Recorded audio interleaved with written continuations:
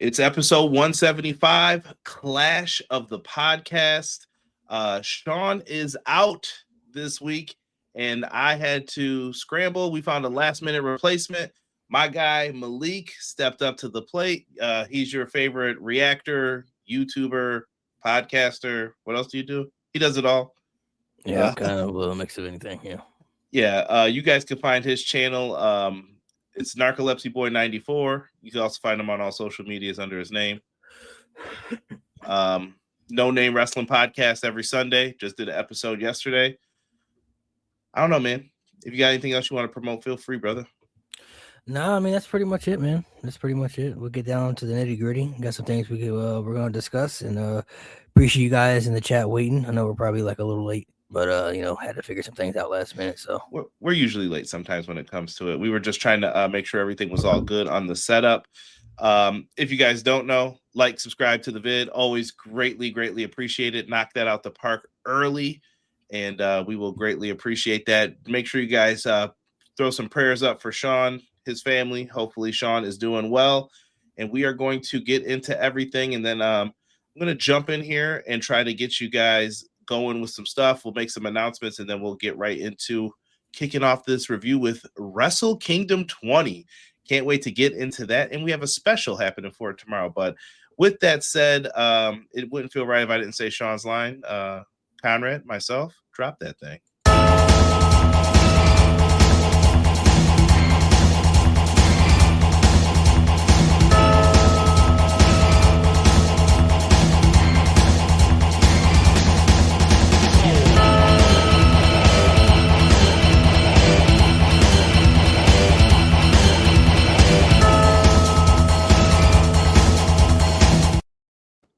Yes, sir. Yes, sir. Once again, a shout out to my guy Malik for joining us, man. Chat, I appreciate you.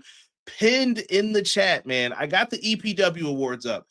You better be taking them serious. When you see how many matches are up for Match of the Year from January from all companies, you are going to lose your mind at the names that you will see repeated for each company. Make sure you guys go in there. And yeah, your voice matters, man. So make sure you guys are clicking that Google form and just filling it out, man. Greatly appreciated, and we will announce when we're going to do the awards pretty soon. Me and Rob will probably hold that down. Shout out to Jocelyn in the chat. I see you. She said, happy new month, a new year. Great Clash of the Podcast is upon us.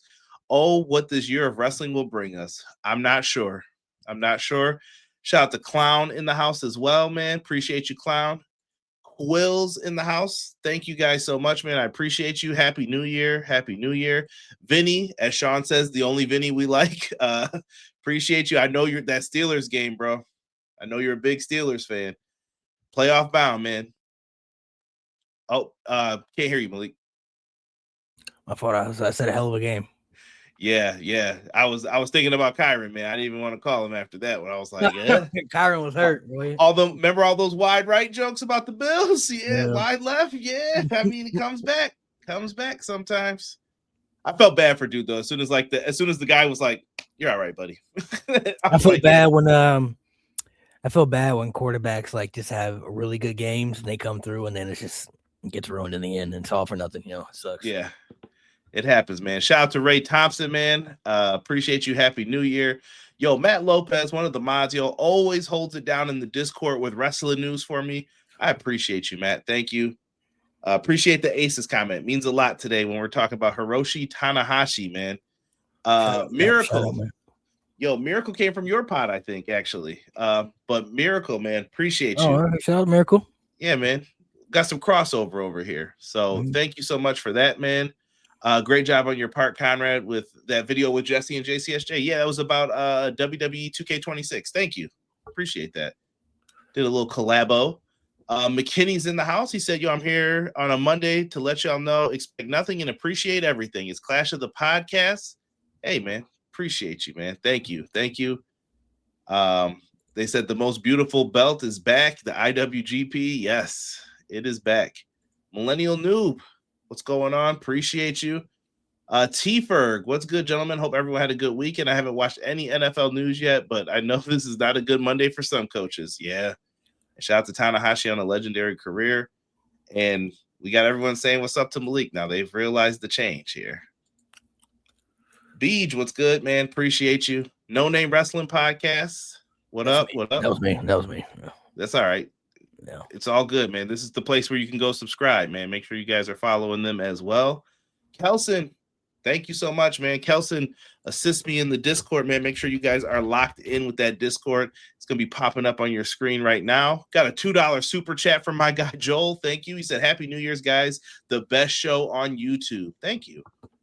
Appreciate it, man. Shout out my guy right there. Yep.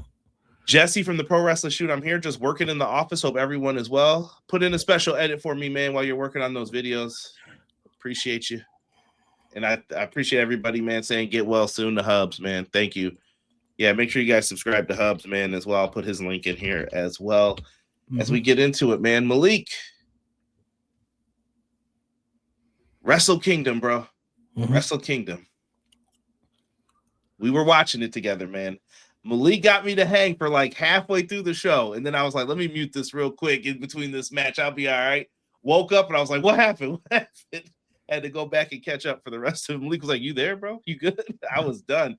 Were you done too? Like, I couldn't tell. I listened. I woke up in the middle. I was like, he's still there. But I'm like, I think he's done too.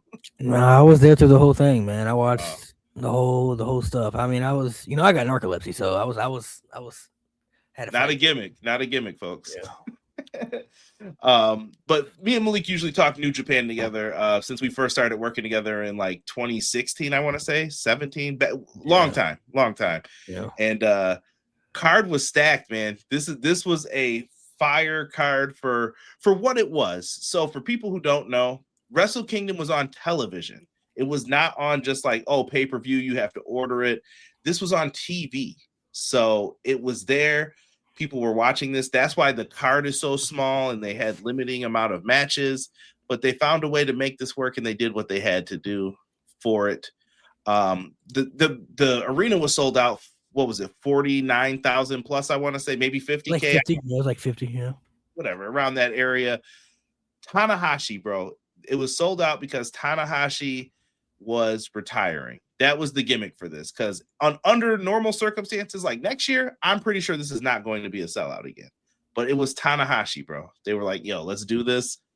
And to me, the goal for this show, Malik, was you had to put your best foot forward and you had to establish this is what we're doing moving forward. And I guess by the time we get into that, we'll be able to talk like, did they do a good enough job getting into that and all that? And I guess we'll save that for the end. But Malik, your thoughts on New Japan as like a wrestling fan and your experiences with New Japan? Are we talking this currently or all time, man? Like, how did you get into New Japan? Like, what made you want to start watching that? Like I told you a long time ago, people don't know this, but probably when some of you were young kids, Tanahashi versus John Cena was a dream match. Like in 2008, we were like, yo, if that match ever happens, bro, that would be crazy. Yeah. We never got to it. We were hoping like they're both retiring at the same time, but right, yeah. How did you get into New Japan? Like, what led you to it? Like, I was watching way back in the day. Like when I was a kid, I think I saw Muda and Jushin Liger and Masahiro Chono, and I want to say there was one other wrestler. It might have been like there was one other wrestler. I can't think of who it is right now off the top of my head. They were wrestling in WCW and they were like, they're from New Japan Wrestling. I'm like, these guys are pretty cool. Like, I like the mask. I like the mist. I like this. The face paint's cool. And I was like, where are they from? New Japan Pro. So anytime I heard, I was always interested. I was like, oh man, who else is coming from New Japan? And people would just, roll in and out and I would like it. That's how they got me. How did they get you to start watching their stuff? So you definitely started watching. I haven't gone back and looked at like too much old stuff of New Japan Pro Wrestling. I've seen dabbles here and there. Like I've seen stuff with like Antonio Inoki and many stuff. But I got into it pretty much kind of how majority of, I would say, the modern generation has got into it. I want to see if anybody can guess. And now we're talking, when I say modern generation, we're talking last like 10 years, 10, maybe like 12 years of how many people got into New Japan over the years. And I fell into it around in high school. Because I only grew up watching WWE and TNA. Like, that's all I really knew.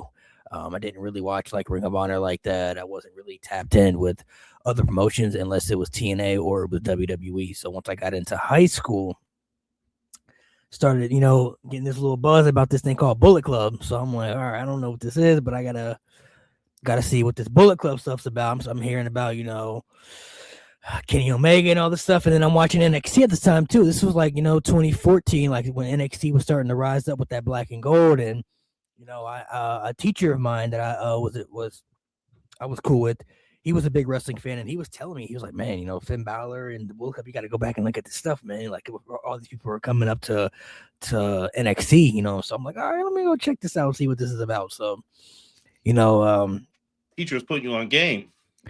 I dabbled into it a little bit here and there. Yeah, he was putting me on game. I did my little history of Bullet Club, but the first match that I really remember watching when I first started really getting Japan was AJ Styles versus Shinsuke Nakamura at Wrestle Kingdom. And that was the one that I kind of really got into, because I knew who AJ Styles was for years, but I wasn't too familiar with Shinsuke yet. And he was coming to WWE a little later at that time. So I've been tapped in ever pretty much like 2015, 2016. Kenny Omega was kind of the guy who really I followed a lot in New Japan, who I was like, anything he does, I have to see, any match he's a part of, I have to watch it. Anything that he does, I need to see it.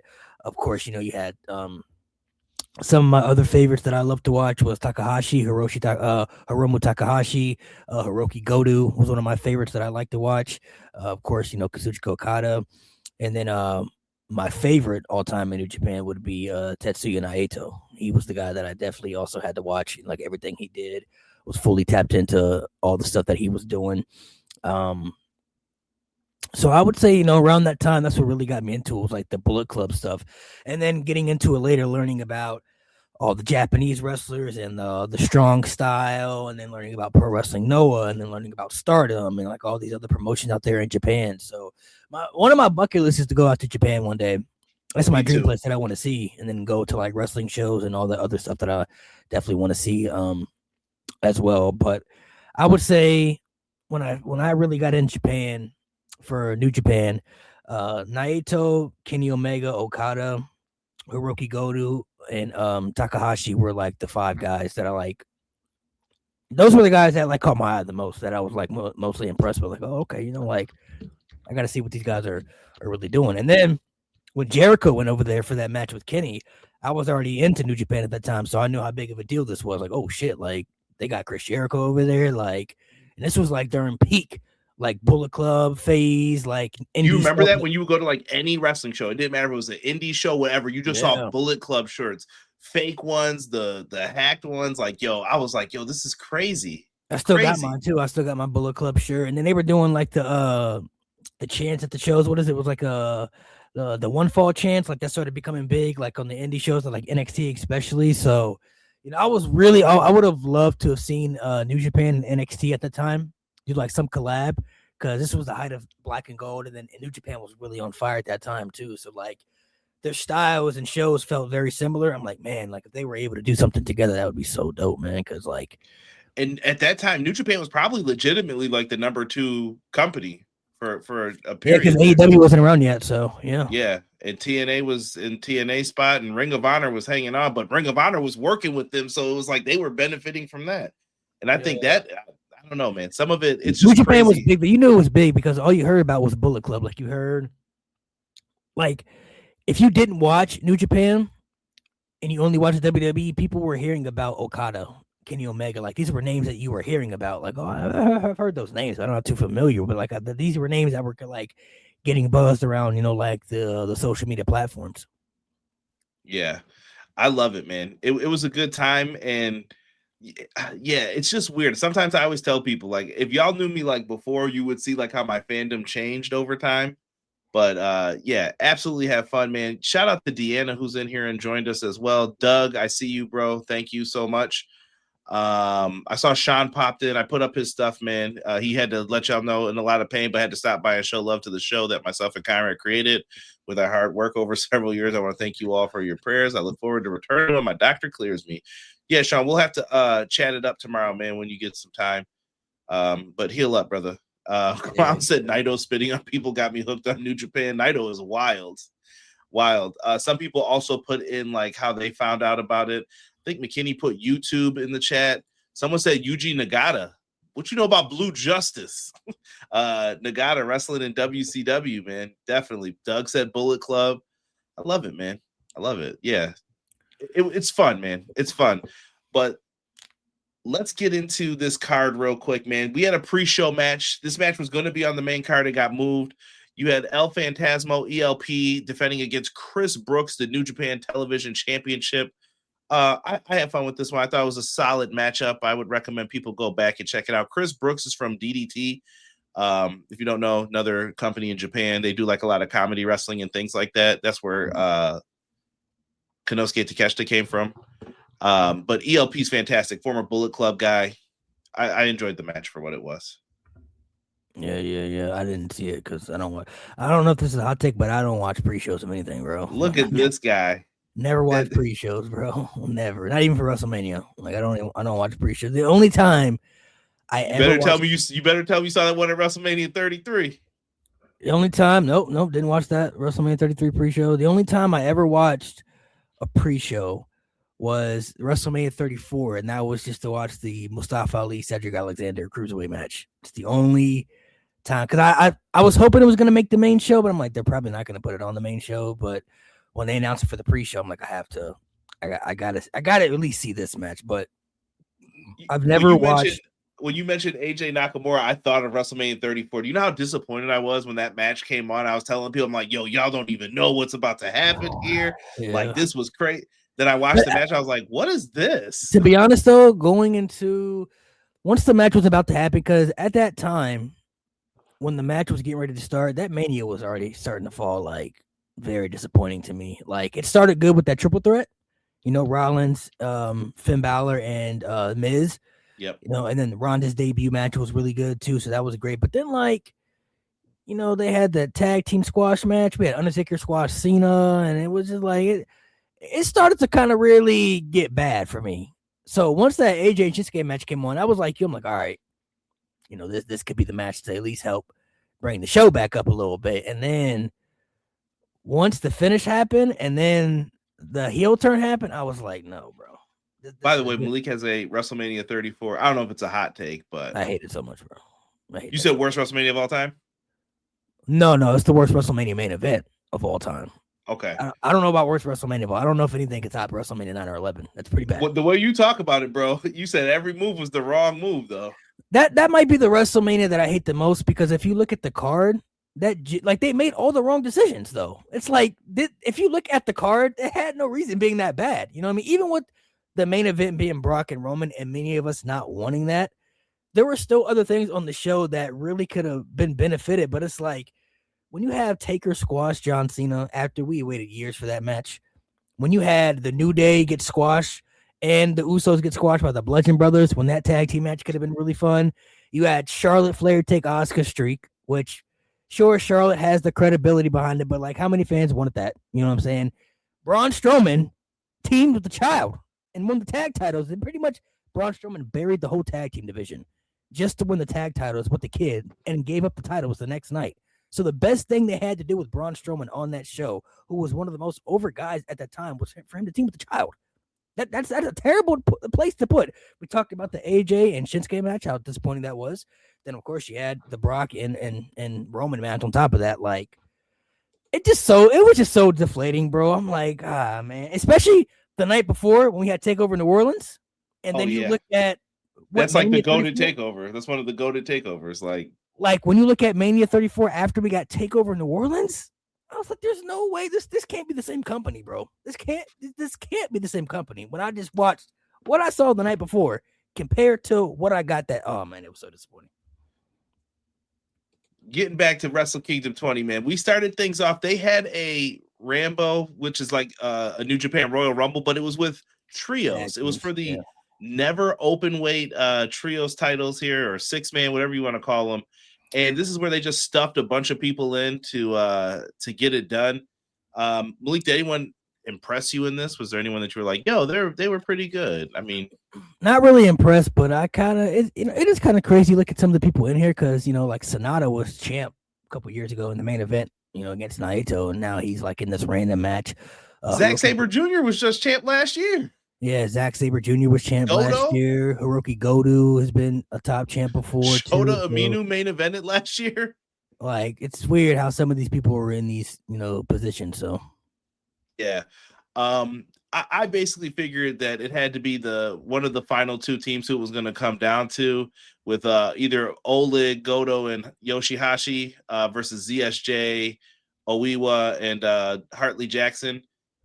TMDK, man, the mighty don't kneel. They came out with the dub here. Zack Sabre Jr. and the homies walk away with the titles. I thought that was a fantastic match. With it, man, just crazy, man. That match was we were watching that too. We were like, this kind of whack, bro. I ain't feeling that. The Rambos are never really like fantastic. Like there's never. I wasn't feeling that, bro. Yeah, they were. It was to get a bunch of people on the card. I understand it though. Like I always tell people, everyone's always like, my card, if I ever did this, I would have. I'm like, you're gonna have a lot of mad, pissed off wrestlers at you for how you book them, and you sit backstage and try to deal with that. Then I'll be back there just staring a hole through you the whole time. Like I wasn't good enough to be on this card. After that, I'm not good enough. Like that's what people are gonna say to you. So they try to fit people on. Everybody wants their moment. I get it. Then we get into what I thought was one of the stronger matches on the card. I would say it was in the top 3 for me. We had the IWGP Women's and Strong Double Championship match. You had Saya Kimitani versus Suri. Malik, what'd you think, man? I told you going into this one, like most of these matches usually don't get like 10 minutes even, and they gave this one 12. I was impressed. I saw people still complaining. I understand the complaints, but I thought this was the best women's match that we've gotten on a Wrestle Kingdom so far. Yeah, it was pretty solid, man. They definitely probably could have used more time, but we talked about how, like, you know, the style for New Japan is the growth is still gonna have to be there. It's kind of like the Saudi shows for WWE. Like the growth is still gonna take steps. It's gonna take a while for it to get to where people, I think, can accept it, want it to get. So, you know, it was a pretty good match though, man. Going into it, I told you I wasn't too familiar with either ladies like hardcore. You know, you were kind of breaking it down for me and giving me some pointers and stuff. But watching the match, man, it was pretty solid. I have to say, pretty solid. Yeah, I enjoyed that one fully. And then we can jump into so I would recommend going back and watching that one. That'll be the first one that I'm like, yeah, go back and check that one out. Then we had another special 10-man tag. I know everyone in the chat who dislikes AEW is gonna love this. You had and this is a New Japan staple, by the way. Like when you're a legend in New Japan, these are the kind of matches they put you in on like every card. It's kind of a respect thing. But in this situation, they're just trying to get people onto this card. These are people who are able-bodied, top-tier wrestlers. Shingo Takagi, David Finlay, Gabe Kidd, Drilla Maloney, and Hiromu Takahashi. They are all teaming up. They are the Bullet Club War Dogs, and unaffiliated is Shingo and Hiromu. And they are taking on basically United Empire. That was Will Ospreay's old group, which has Great O'Khan, Callum Newman, Hinare, Andrade, and X. X ended up being Jake Lee from Noah, NJPW in New Japan. He's back. As soon as they announced him, I kind of had a feeling it could be him as like one of the names, and I was just like, "Oh, if he comes out, I don't think people are going to react well." Malik's reaction was exactly what I expected when we were watching. He was like, "Who the hell is this?" And I was just like, "Yeah, it's Jake Lee. He's from here." I had to look it up just to make sure, and I was like, "Yeah, he was over in Noah when Omos was over there." And Yep. Yeah, they ended up putting United Empire over here, and yeah, man, just wild things, man. Andrade was in the match as well as the benefactor, I guess, the money man.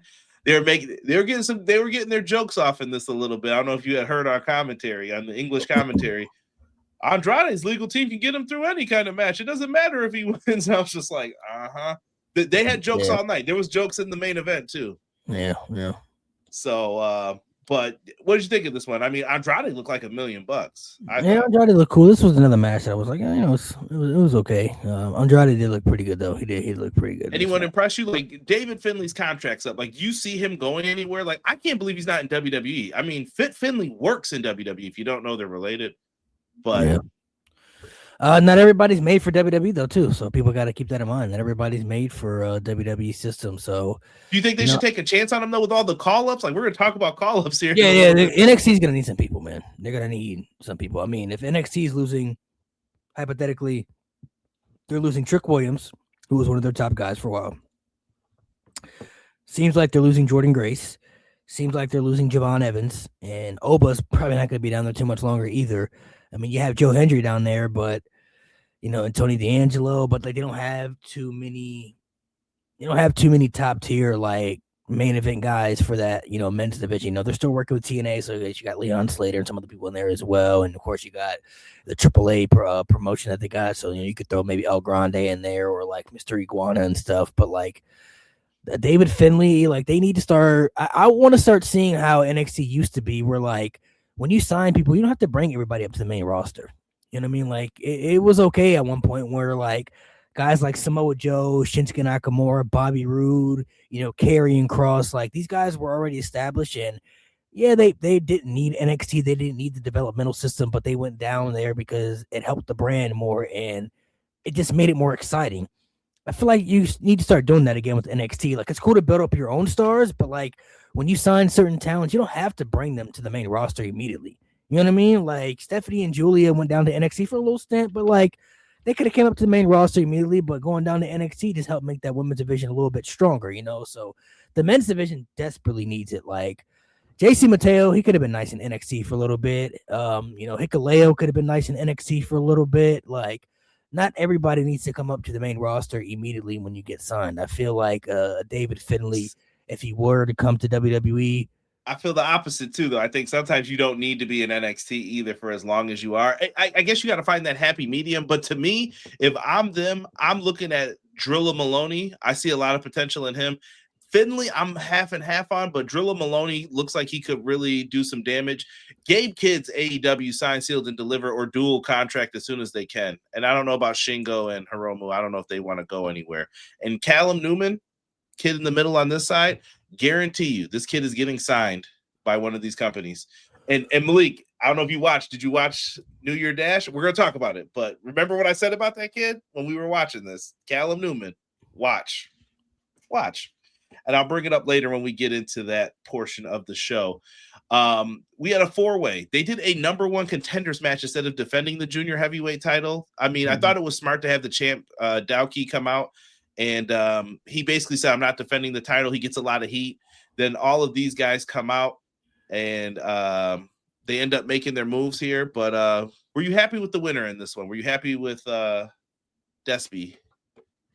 Yeah, it was cool, I guess. I think New Japan, we talked about it too watching the show. New Japan is kind of like in this reset right now where it's like they have to find who they really want to invest into and find these new stars or stars they really kind of want to make sure are going to be to their brand, because like I said, a lot of people are leaving now. AEW and WWE is really where the money's at. I don't know how much New Japan contracts are, but it's like it seems like in the American system you have better healthcare, better doctors, and the money is something that intrigues a lot of people, because I mean a lot of people thought Okada would be like a lifer, you know what I mean, like in New Japan. And I think he would have if I could see once management changed, they felt differently about him when they were like, oh, the world title matches are going to be Shingo and like Kota Ibushi now, and Okada's there, and he's probably like, I'm about to go light the Olympic torch, are you kidding me?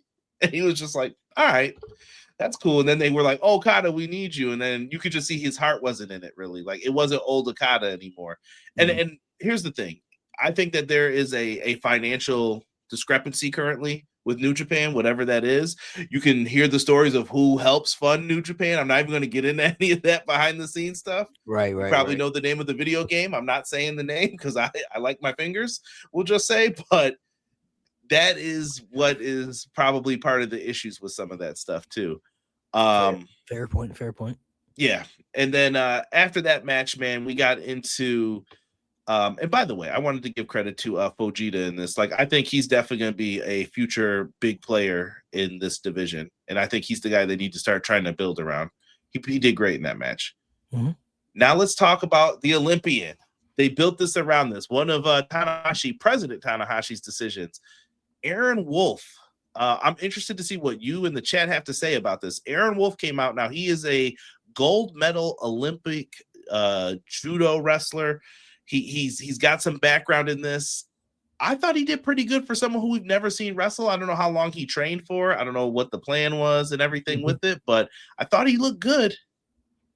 He looked pretty nice. It's we talked about people being in weird positions too. It's kind of weird to see like Evil there too, because he was the champ at one point for a little bit too. So it's like, I think they're trying to dabble into maybe investing into certain people. That, I mean, New Japan, I think, is also very good at taking chances on people too, though.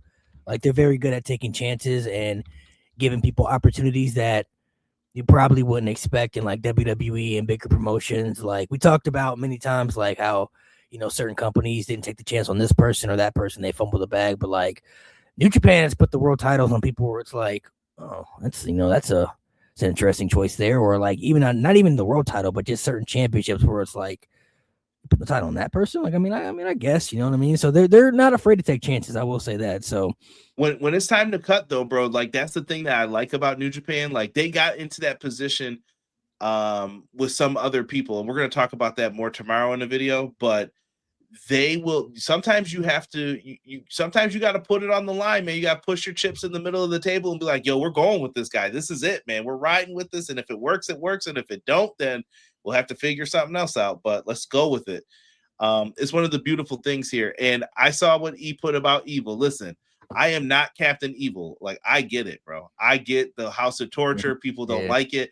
In America, we see interference all the time. In Japan, they're probably thinking like, oh, this is cool. This is like watching American wrestling. Like, there's interference in this, and they probably don't get it as bad as we do. Because up here, we're like, bro, enough. But I got to give Evil his props in this one. He did his thing, man. He wrestled someone who was inexperienced, led him through, and it looked like a competent match. And I love the finish. He gets caught into like a judo choke, like a triangle choke, and down he goes, and he gets put to sleep. And Aaron Wolf wins the never open weight championship. It was good. It was good.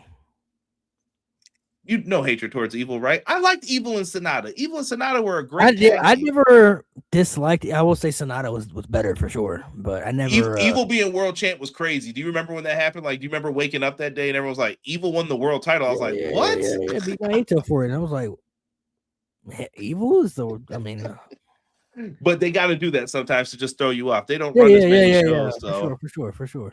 That style is crazy over there, man. House of Torture is right. Somebody said, yo, shout out to E in the chat. Guy will gamble. I see you, bro. Thank you for coming in, popping in there.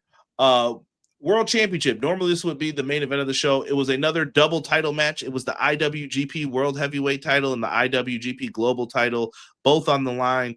Yota Tsuji going up against Konosuke Takeshita from AEW. I kind of told you before, Malik, they viewed Takeshita as the outsider.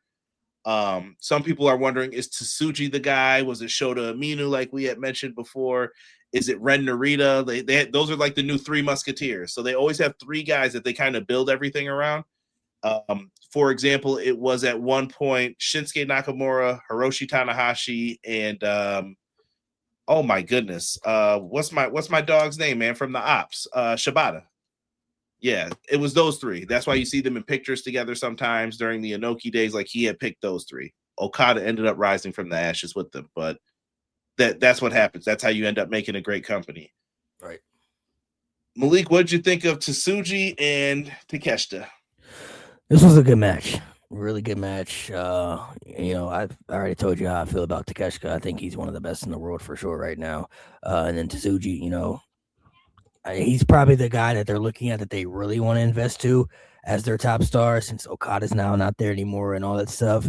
And like you said, Takeshita, they can't really rely on because he's in AEW. So it's like, even though he's still super young, it's like they can't really depend on him to be their top guy when he's going to be in and out. You know what I mean? Like, he'll make shows and appearances here and there, but he's not going to be somebody that's going to be there 24/7, So Tsuji, I think, was the right call. And hopefully he could become the next star that they obviously want and need, because wrestling's like a revolving machine. You know what I mean? It's like you're always going to have stars that replace stars. You had Rock, Austin, Cena, then Roman, now Cody and stuff like that. Now with New Japan, you had Tanahashi, and then you had Okada, and then you had Kenny Omega and all these people now, but now they're not there anymore. So you got to figure out ways to evolve and continue the machine to keep going. So I think it'll play out for them well. I told you, I think next year, Wrestle Kingdom, they need to collaborate with AEW, and they need to make a Wrestle Kingdom show with some of the stars from AEW. It sounds like it from the G1 Climax, though. You saw where it's going to be, Chicago. I don't know how Right. Chicago gets all these shows. Chicago's the new #1 wrestling city, in my opinion. Like, it's over. Yeah. Chicago's getting the G1 climax for some of those tournament matches. If you're going to sell that out, I'm assuming you got to have some AEW folks on that card, right? I think next year they should do Wrestle Kingdom with AEW. And I'm not just saying just people who've been in Japan from AEW. Like, those some people, like, throwing MJF in there. You know what I mean? Like, those are people who haven't been down there before. Like, make it a mix where it's like you get AEW stars, but you also get the New Japan stars. I feel like it's a good mix to get that star power back up, because you mentioned before how they sold that 50,000 tickets, but Tanahashi's a Japanese legend, right? So it's like, okay, this to them is their John Cena, so they have to go see this guy one last time and show their appreciation. But next year, he's not there no more. You know what I mean? So it's like you got to figure out ways to sell those tickets. So I feel like you collaborate with the New Japan. Okada will always sell too, though. If he's on the card, he's somebody that will always, I think people will always buy and go see. He's somebody that they're familiar with and they know his resume. But you throw in some other people in there too. Like you throw, like I said, you throw in an MJF, you throw in a Swerve, you know, so you throw in a Hangman. Maybe Will Ospreay can be back by then too. Like, I think maybe even an AEW title match. Just have it on the card. Just something cool like that. Yeah, that'd be great. Yeah. That'd be great. Yeah, maybe give them 2 Young matches. Bucks, they still got Young Bucks over there too. You know, they're for me. Like, you know, they got people. I would even say add CMLL guys into like the junior heavyweight title match. You know, you Mascara Dorada. You got people. I would love to see them collab with that, and I agree. Somebody like Edge, you know, Edge and Christian, you know, guys who I don't know if they've ever wrestled in the Tokyo Dome before. You know what I mean? So like, even though they're old, but like, these are people that if you're really a wrestling fan, hardcore, you know who those people are. You know what I mean? Like, you know who Edge is. You know what I mean? Like, so those could be beneficial. Yeah, I mean, you got to also figure out how to get your guys on the card too, because that's going to be key. Tsuji ends up beating Takeshita. I will recommend make sure you check out that Blue Thunder Bomb off the top rope. Top 3 Blue Thunder Bomb spots of all time. That was so crazy. Konosuke Takeshita is that boy, bro. That boy. And Tsuji, you would think, so he did like a stomp, and the midsection was the effect of the match. And his finisher is the Gene Blast, which is a spear. You would think, oh, he's going to win with that. He hit the spear, but he ends up winning with the Boston Crab. Like, he beat him with the old school, just like, yo, Boston Crab, I got you. You're done. And they were like, his rib's out of place. I don't know if he's going to hang on. And Konosuke taps out. I thought it was a well-done match. He put him over. I could see this being a rematch in the future. I could even see Okada, who's in the main event. I could see Okada and Tsuji main eventing next year, like you said, Malik. It could definitely happen. And then we're here. Main event time. Hiroshi Tanahashi, Kazuchika Okada, man. I don't know if y'all know what these two mean, man, but it means a lot, bro. Like, if you go back and just know ball, if you know history about where this all came from, dog, the feelings will just feel when they came out. Like, no matter what. I know Okada came out to his new AEW theme. He had to be the heel in this one. Probably felt weird to people. Tanahashi did his stuff, man. He came out there, and it was I thought it was a really good match for what Tanahashi is able to do. It was a good match for him to go out on. Obviously, his body has given out on him for the last couple years, man. Like, he doesn't move the same anymore. I saw a stat today from, shout out to Chris Van Fleet, that he put out on his, I think it was his Facebook or his Twitter, about how many matches this guy's had throughout his whole career. He was one match away from 3,000. He retired with 2,999 matches. So he almost had 3,000 matches throughout his career. Mainly just all in Japan too, where it's strong style. So it's like, this guy has put his body through the amount of wars he's been in, stuff like that, man. Like, I feel with the shape that he was in and the physical condition that he was in, this was a good match for him to go out on. And no better opponent for him to have than Okada too. Like, Okada was a great opponent for him to have. And, you know, that ceremony afterwards too, bro, like, they gave him like a 40-minute like send off. Like, bro, what he got is what the WWE fans wanted John Cena to have. And I forgot to mention it too. So, Tanahashi, probably the top 2 people, if you were going to say like who should he wrestle, it was either Shinsuke Nakamura or you were going to say have him go up against Okada. Right. You know what the relationship status is, that's fine. In Konosuke Takeshita's match, now he's close with Nakamura. People, if you watch like Instagram and stuff, they take a lot of pictures together. Did you notice what he was wearing around his arm? It was the Nakamura band. So Nakamura must have gave him that to say like, take this with you so that it's there. I thought that was did you notice that on his arm? That was the Nakamura. I didn't. Yeah. Mm-hmm. Good call right there. Possibly. I mean, that possibly could be the thing too. Like, you know, where gave him like tribute to Shinsuke and stuff like that. So it was a cool thing to see, man. It was cool to see all the people come out afterwards too, like Kenny and Ospreay and Jay White, like for them just to fly to Japan and just to be a part of that ceremony. Even Okada in the match, I just want to go to the ending real quick. He wins with the Rainmaker, obviously, because that was what always happened for most of the matches, I would feel. But when they were out there, bro, Okada did his old. He does the middle finger now, but he did the thing where he put his arms. And you can see like he was starting to cry. Like they felt bad. Like Tanahashi gave some of these people probably their big breaks, like in wrestling. Like I'll wrestle you. You could beat me. It's fine. Let's do that. And he went to put his arms out. You could just see him tear up. Tanahashi's crying. He cries like Ric Flair, man. He was just out there and like everything was tears. The tears were flowing. He was crying, getting his flowers. Then Naito came out and he was like, "Hey, yo, dog, you coming to the ring or what?" Naito made him wait. Then even after when he's leaving, he does a little LIJ thing. Then he spit on him after. I was like, "Yo, get Naito out of here, bro. Never change, Naito. Never change, bro." What's good, MJB? But yeah, man, it was a long speech, but you know what? I loved it. And I even like how at the end he got like pushed around on like a cart throughout the arena just to wave to people, bro. Like that was crazy.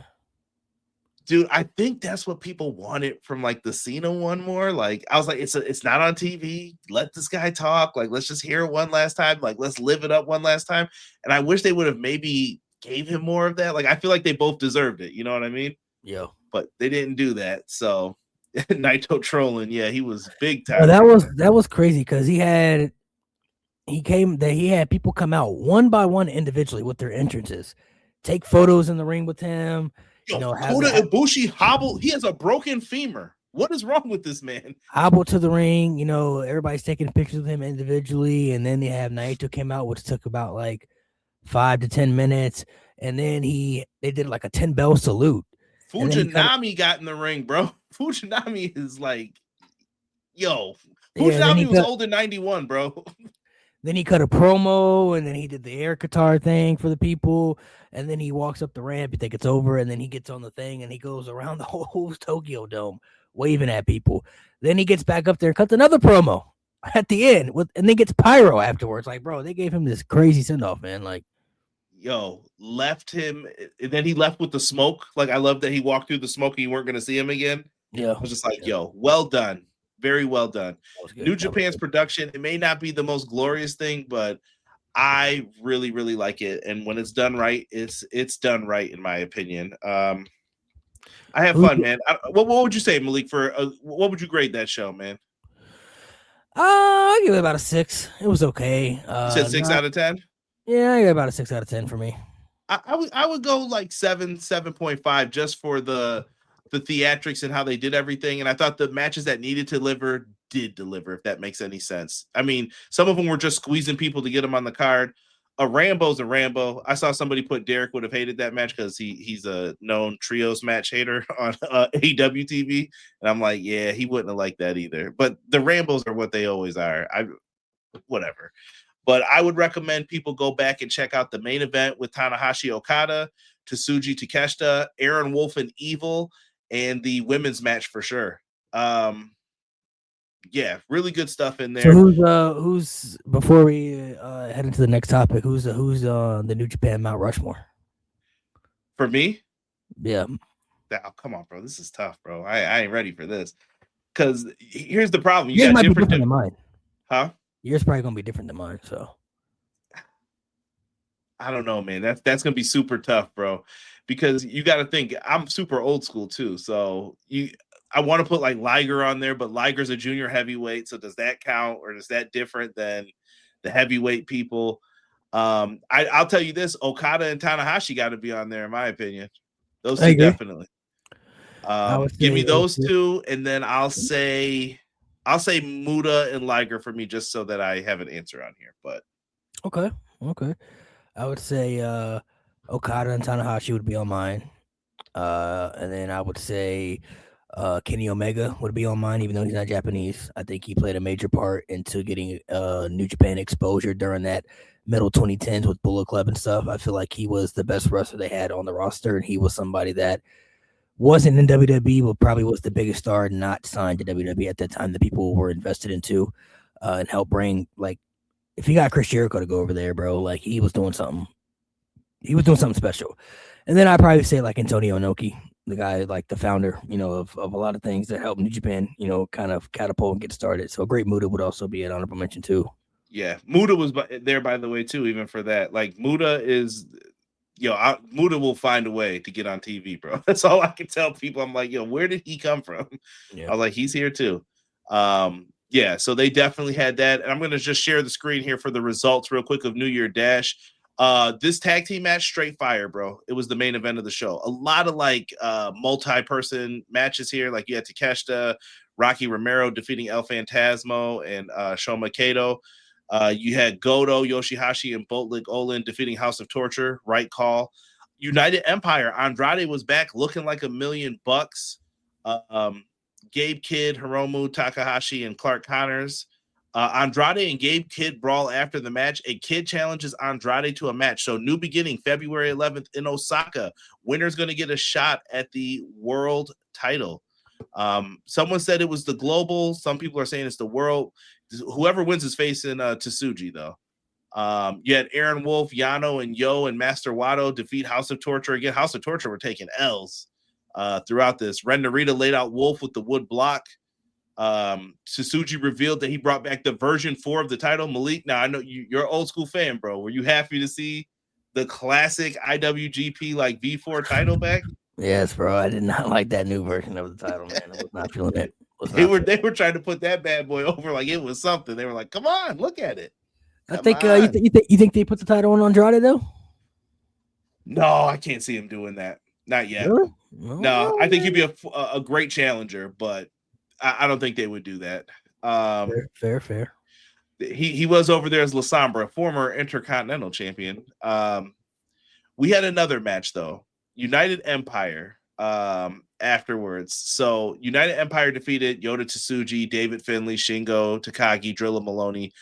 After Jake Lee taunted Tsuji, who I think is going to be his first challenger, because he beat up Tsuji after he won the title too, after his big speech and everything. They slap each other, and Callum Newman issues a challenge to Finlay. And I was like, weird. Remember what I told you? I said, this dude could probably take over Bullet Club.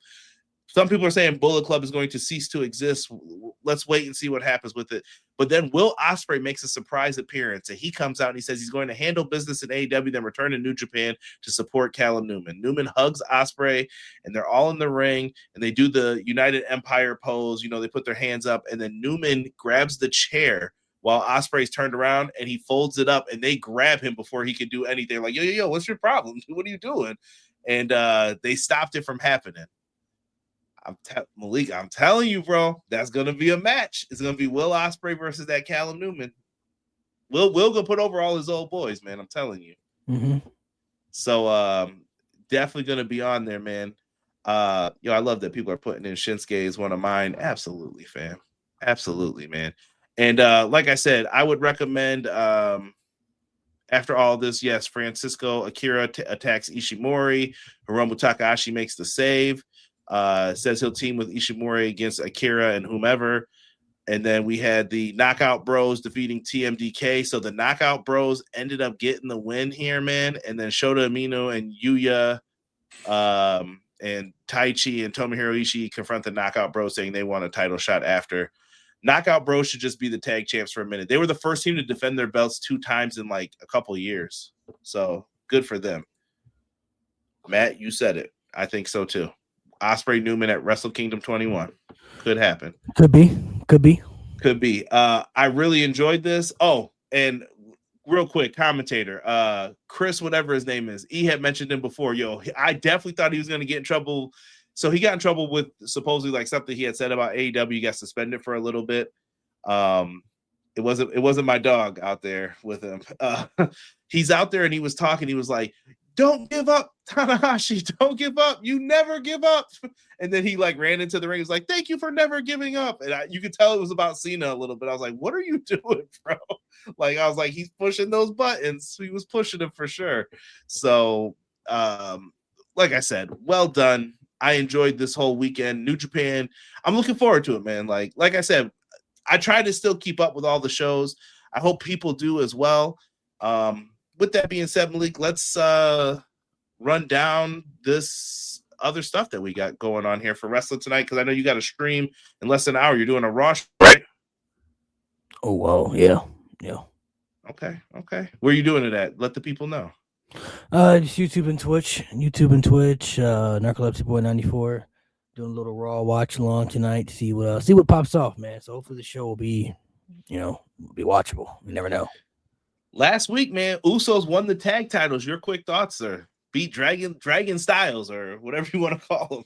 That's a good move because I think AJ, needs to be by himself in the singles division. Could be a favorite to win the Royal Rumble for people, depending on who you ask. But the Usos getting the tag titles back, I feel like it's a nice little move, man. I think Jey Uso performs best when he's with Jimmy. I think that's shown. His best matches are when he's with Jimmy. So listen, make it happen. WrestleMania. You want to do a crazy match? 4 corners match. You Usos, New Day, Hardy Boys. You call up the favorite from TNA. Hardys, let's do this one last time. And then you put the Lucha Bros on the other side. Don't say I didn't help y'all, WWE. I'm just letting you know. Do it. Just do the match, bro. See, I don't think I'd put the Hardys in there, man. I would rather have like the Motor City Machine Guns or something in there. That's what I would prefer. I'm just saying you could protect the Hardys. If you wanted to give Hardys, them I get why the Hardys would be in there, star power and stuff. So do you think the Hardys get one last match in WWE? Or you think it's over? Yeah, they'll definitely get one last match in WWE for sure. I don't know when they maybe not a Mania moment then, right? You're just like, might just be. No, I mean they could, but I feel like you put like Motor City in there and the match would be, I think you could do a lot more in that match. It'd be a lot better. Then we move on to SmackDown. SmackDown was in Buffalo right here. I did not go. I will not go. They had 3-for-1 tickets and I still didn't go. It was too late by the time I heard about that, but I was like, I'm not going, bro. We find out Tommaso Ciampa might be gone from WWE. Like he doesn't want to renegotiate. I don't know if he was on borrowed time with situation with his neck. I mean, we've known about that since the NXT days. Right. He's basically been on borrowed time. Johnny Gargano was kind of by himself with Candice. Big blow, Malik. How you feeling about Tommaso Ciampa leaving the company? I mean, I think he's one of those missed opportunities that we always talk about. Like, you know me, I'm a big Nakamura fan. I'm like, man, I wish they would have used Nakamura better. And you're like, bro, it's too late now, though. And I'm like, you're probably right. And I feel like the same about Ciampa. Like, they had him. Yeah, I don't know. Thank you, I don't know the situation, so I'm not going to speak too much on it because I don't know the full situation. So I don't know if he is deciding to leave and go to AEW or he's going somewhere else, or maybe it's just a contract thing where he wants more money. I don't know what it is, but wherever he goes, hopefully, he'll be used to, because I don't know how many years he has left with a neck injury. He's had quite a few injuries actually over the last few years. I think he had a knee injury and he had the neck problem for a little bit too. So he's had quite a few injuries over his, last, maybe like 6-7 years. So hopefully he'll be able to, come back and, wherever he goes and still perform at least for a little longer. Because he could have been a missed opportunity potentially because he was he was the biggest heel in WWE at one point. So I just, they brought all 4 of them up. Then they didn't know what to do. Then they sent them back to NXT. That's when, like you said, like NXT started getting crowded. I'm like, listen, people can't stay here forever either now. Right. But Triple H was trying to protect. Someone said SmackDown wasn't. I like SmackDown, but here's my thing with the 3 hours. Me and Malik don't beef about this maybe, but listen, 3 hours, okay. I want to see how this is going to be after Mania. Like, okay, let's see if the 3 hours is worth it after that. So keep it up, but I'm just saying, I enjoyed it. I'm not saying it was a bad show. I thought it was a good show, but 3 hours, man, I don't know if I could do it, man. Right. They built up Cody and Drew. Quick thoughts on this. Were you impressed by this? Did you like this? It was good. It was a good segment. I think they're trying to gravitate the fans back into it and make it as personal as they can because it's probably going to be the last match they have, and Drew's definitely not winning. So I think they're trying to add a little juice to the feud to make it more personal, to kind of get the fans locked in back into it a little bit one last time. So yeah, I think this should have been the match where this should have been the match where Cody wins the title back. I think he should have lost it at WrestlePalooza. And then this could have been the match where he wins it back because obviously Cody's going to be champ going into Mania and everything. So This could have been the match where he wins the title back, defeating Drew to overcome the odds again, and finally submitting, I guess putting the sword, in the sand or whatever you want to call it, because it's like I just don't like I don't like the position Drew's in where he's continuously for years and years since 2021. Might I add, we're in 2026 now, so since 2021, he's been the guy that they've used to put in big prominent spots to help put other champions over to try to help make them better. And it's like, all right, what was that? Cool since Lashley, right? Since he lost the belt to Lashley, like he's just been there. He gets in the spot and then lose. Yep. Yeah. They're having a 3 Stages of Hell match next week in Germany. So make sure you guys check that out. That'll be really good. That should be a really good match. It should be. Once again, I talk about Johnny Gargano. Carmelo Hayes definitely living it up. I did like his little response back to him where Johnny was like, "Oh, I'll be back again." And then he was like, "Next time, leave your wife in the back. But if she wants to come, I'll make a phone call." That was basically like, I'll call Kalani Jordan and then we could really do this thing. But I like it. Nice little good mixed tag match right there. Yeah. My point with Carmelo Hayes is, this goes back to, if you want this guy to get the push, support the man while he's getting the push. So support him, man. Like I'm singing his praises. Good for him. I want to see more Carmelo Hayes on SmackDown, man. I'm with it, man. I'm with it. Julia wins back the United States Women's Championship, bro. Like I get it. What are we doing, bro? Like I'm lost here. Like, is anything gonna change? Maybe they realized they messed up with it the first time, so they're trying to redo it again. I don't know, man, but hopefully this time they need to let her wrestle more, and they need to present her more as a champion that feels important to the show. You know what I mean? Like, I ain't got nothing against Kiana James, but it's like she doesn't really need to be involved with Julia, though. You know what I mean? Like, I don't know. Hopefully this time they'll be able to execute right. And if you're gonna have Kiana James be a manager, give her a stable. Like, have her be like, something Enterprises, KJ Enterprises. This is my stable, and I have Julia. I have I'm trying to think of a tag team. Like, give her some people who need to be uplifted and then put them together. Right. I don't know. I wish the best for Julia. I find it crazy that her positioning is just crazy on this show.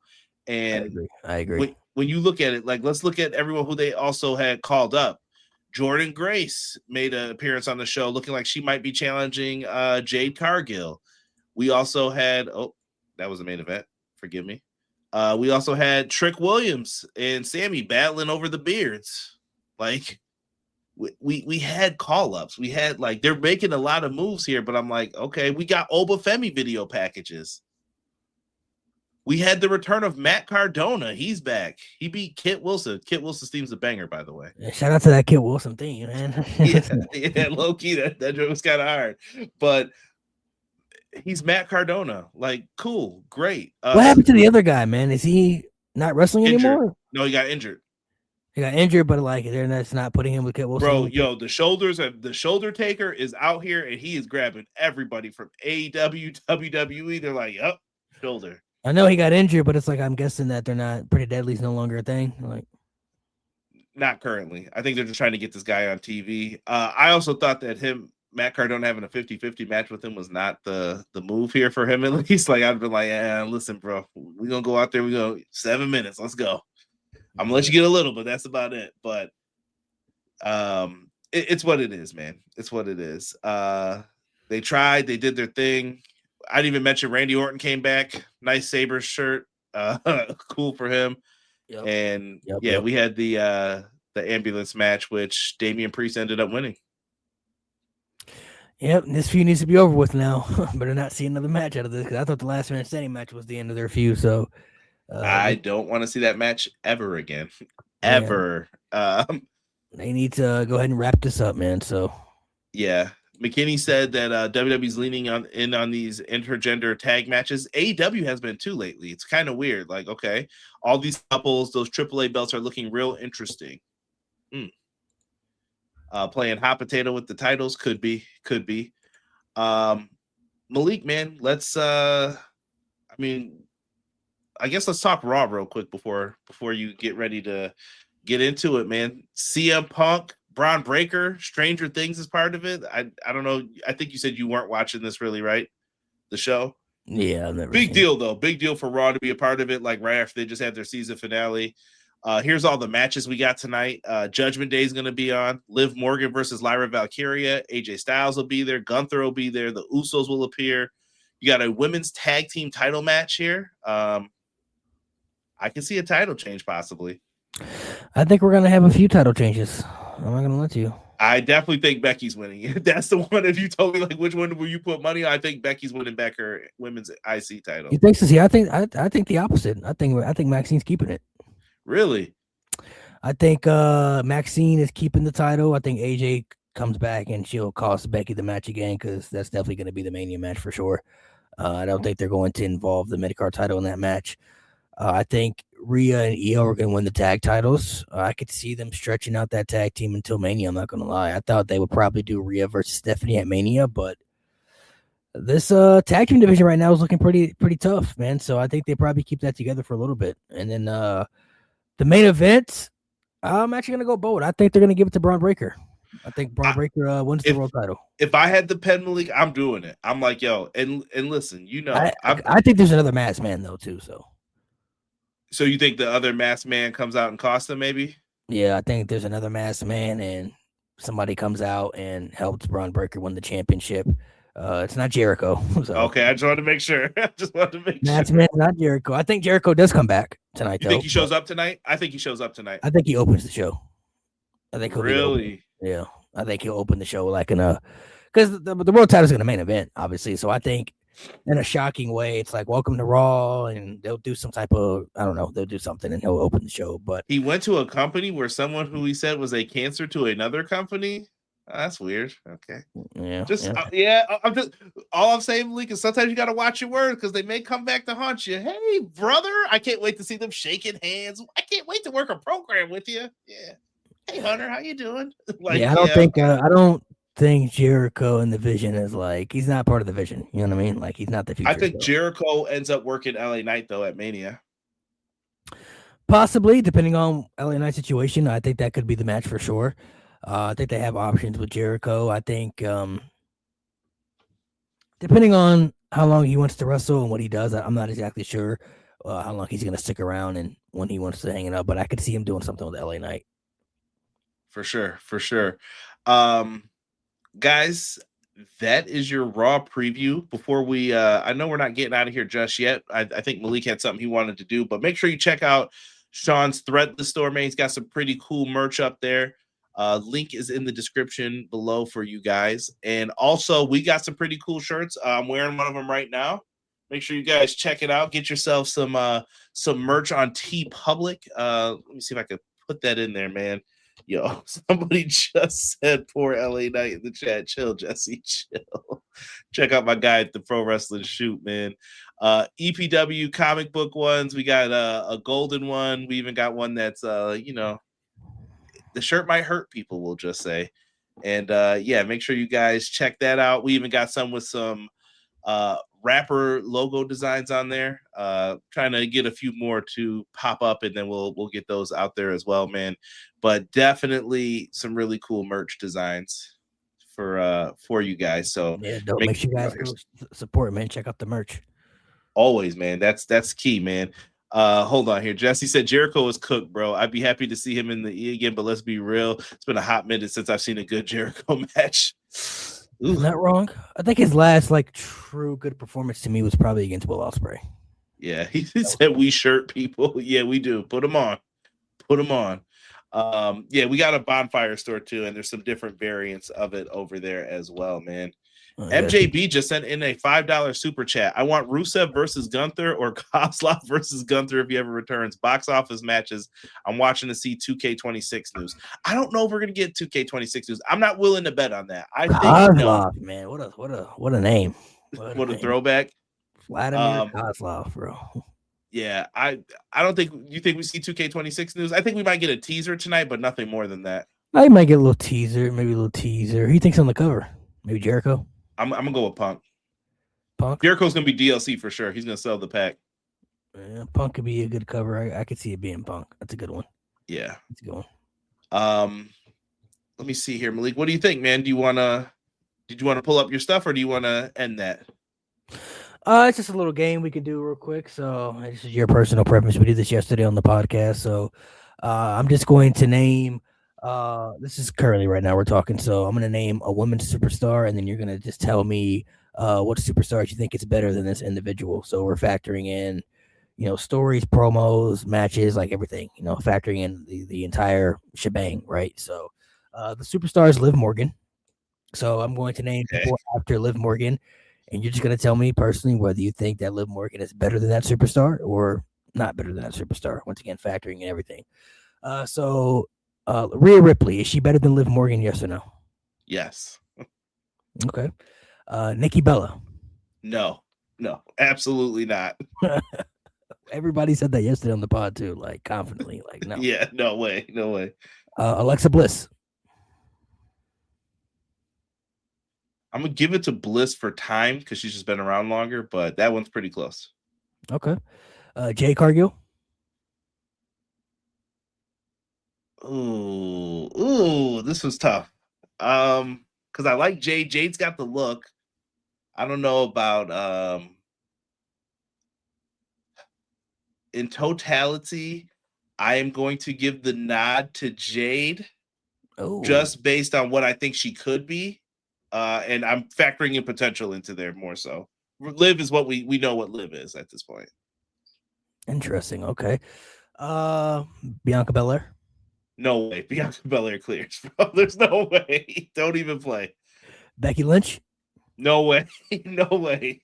Becky Lynch clears too, or yeah. Way. Okay, no offense to Liv. Charlotte Flair.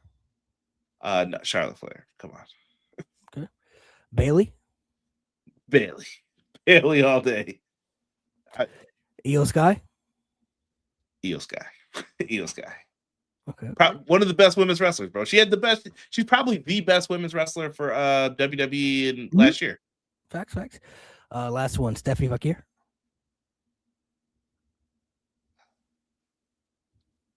Once again, I'm putting that potential into there. Give me Stephanie Vakir. I just see great things. I can see her main eventing Mania. Fair. Not crazy to say. And then we'll do one for the men. Head out for the men. So same concept, but a name of guy. The wrestler. I wish Sean was here. The wrestler is Jey Uso. So we're factoring in. Why are you doing this to me? Factor in stories, promos, everything. And these are just them as a singles competitor, not like tag teams, everything. Just Jey Uso individually himself, as himself. Okay, so let's start off with LA Knight. Is he better than Jey Uso? Yes or no? This is tough. They're at the same level. I'm gonna go LA Knight just because I've seen more LA Knight as a singles than Jay in totality of their career. Okay. Logan Paul. Someone said don't let Hubs down. Logan Paul. Oh my goodness, this is so tough because I really don't like Logan Paul. Like I don't want to give him credit for nothing. A lot of people don't. So yeah. In ring, you got to give it to Logan, but I don't know, man. That's tough. I'm gonna go with Jey Uso just out of personal bias. I'm gonna say, but I'm gonna go with Jey Uso on that one. I'll give it to him for years of experience. Braun Breaker. I'm going with Braun, bro. I told Sean this dude's gonna main event WrestleMania when he was in NXT, bro. The Miz. Is Jey Uso better than the Miz? Modern day Miz, yes. Like we're talking about just as a talent, just talent for talent. He was more over than the Miz. How hated was Miz as when you were a kid, like WrestleMania 27 time period? Yeah, Miz was pretty hated, bro. Yeah, he was up there. That's tough, man. Jey Uso's gonna generate you more money though. I don't know. That's the tough. When you factor in talent for talent, like I said, promos, matches, storytelling, like all that stuff. So you factor what Miz can do versus what Jey Uso can do. That's how you got to factor who's better between the two. Yeah, it's tough, man. They're both in ring is okay. It's solid, but man, see, this is one of those ones where like if you ask me the question like who should main event a WrestleMania, I could pick someone easier than like what would you do in this situation? I'm gonna go. I'll say Jey Uso for now over Miz. Okay. What about Sheamus? Oh, I like Sheamus, man. Sheamus hits hard, man. But I don't know if he ever got to that. Well, he did. He was good at one point. I'll take Sheamus. I'll give Sheamus the nod in that situation. Okay. Carmelo Hayes.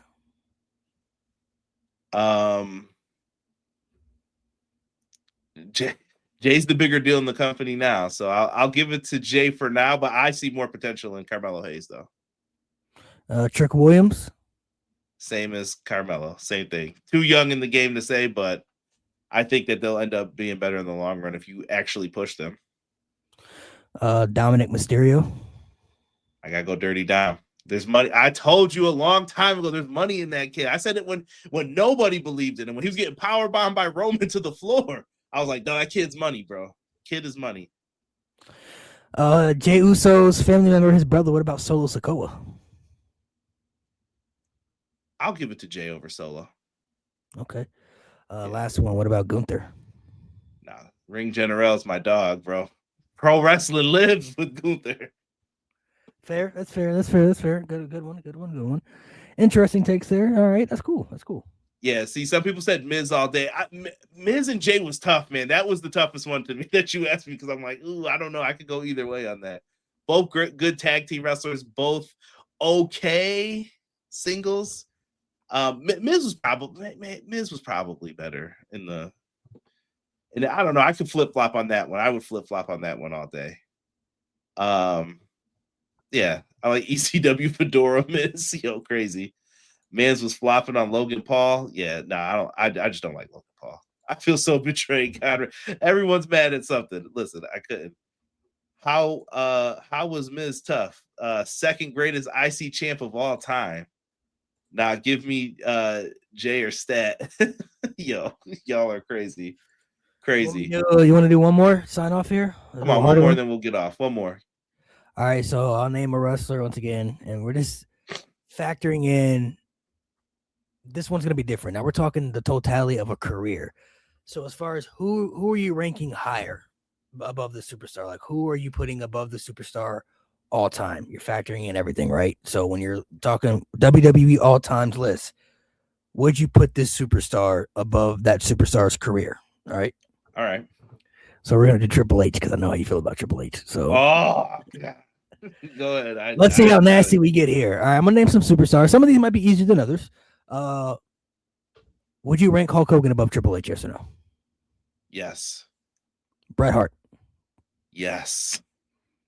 Randy Orton?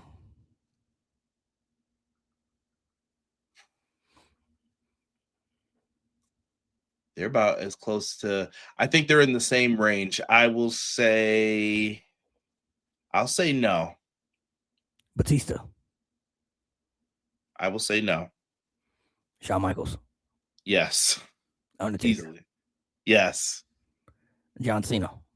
Yes. The Rock? Yes. Steve Austin? Yes. Brock Lesnar? No. CM Punk? No. And I'm a CM Punk fan. That's crazy. AJ Styles? Wait a minute. Hold on. Rewind back to CM Punk for a second here. Hold on. Let me think about this deeper. We're talking in WWE, though. Just in WWE. All right. Yeah. All right. You got me there. All right. You're good. Keep it going. Who was next after Punk? AJ Styles? No. I don't have him over Triple H. Seth Rollins? No.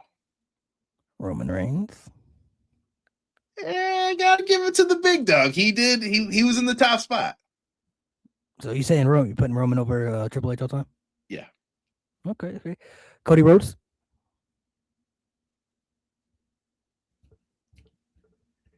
Cody's been on top for what, 2-3 years? He's not there yet, but I think he can get there. I'll say no for now, but I think he could get past him. So no right now, but eventually potentially. He could, I said. Depends on what he does in the future still. All right, last one I thought there. What about Macho Man, Randy Savage? I'll say no to that. Like, nah. Macho's over Triple H.